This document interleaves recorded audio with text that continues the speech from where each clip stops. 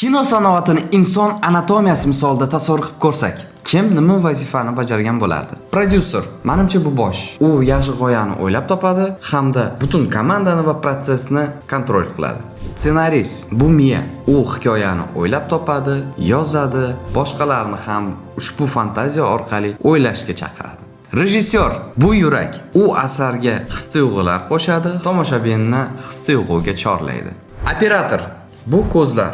Rakurslarni tanlaydi, u yorug'likni tanlaydi va kartinani jonlantiradi.